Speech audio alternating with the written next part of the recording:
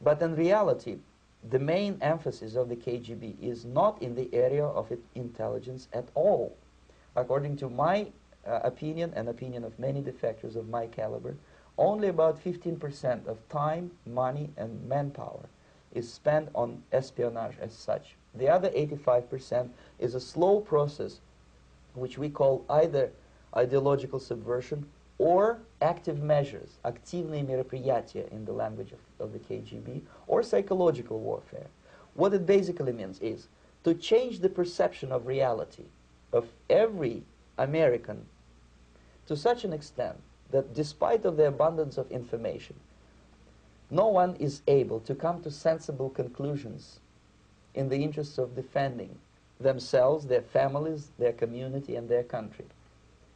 It's a great brainwashing process which goes very slow, and it's divided in 4 basic stages. The first one being demoralization. It takes from 15 to 20 years to demoralize a nation. Why that many years? Because this is the minimum number of years which requires to educate one generation of students in the country of your enemy, exposed to the ideology of the enemy. In other words, Marxism-Leninism ideology is being pumped into the soft heads of at least 3 generations of American students without being challenged or counterbalanced by the basic values of Americanism, American patriotism. The result you can see. Most of the people who graduated in the 60s, dropouts or half-baked intellectuals, are now occupying the positions of power in the government, civil service, business, mass media, educational system. You are stuck with them. You cannot get rid of them. They are contaminated. They are programmed to think and react to certain stimuli in a certain pattern. You cannot change their mind, even if you expose them to authentic information, even if you prove that white is white and black is black. You still cannot change the basic perception and the logic of behavior. In other words, these people, the process of demoralization is complete and irreversible. To get rid society of these people, you need another 20 or 15 years to educate a new generation of patriotically minded and common sense people who would be acting in favor and in the interests of the United States society. And yet these people who've been programmed and, as you say, in place, and yes. who are favorable to an opening with the Soviet concept, these are the very people who would be marked for extermination in this country? Most of them, yes. Simply because the psychological shock when they will see in future what the beautiful society of equality and social justice means in practice, obviously they will revolt. They will be very unhappy, frustrated people. And the Marxist-Leninist regime does not tolerate these people. Obviously they will join the links of dissenters, dissidents.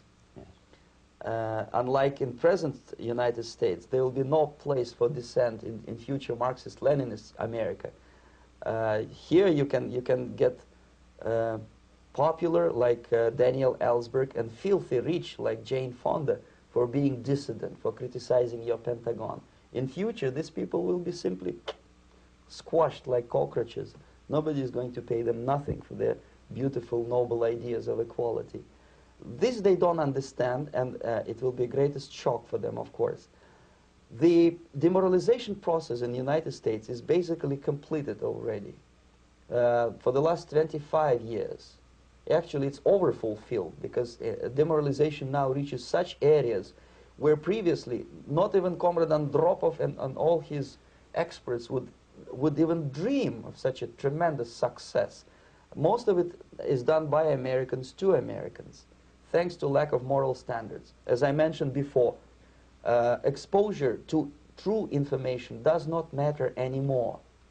A person who was demoralized is unable to assess true information. The facts tell nothing to him. Even if I shower him with information, with authentic proof, with documents, with pictures, even if I take him by force to the Soviet Union and show him concentration camp, he will refuse to believe it. until he is going to receive a kick in his fat bottom.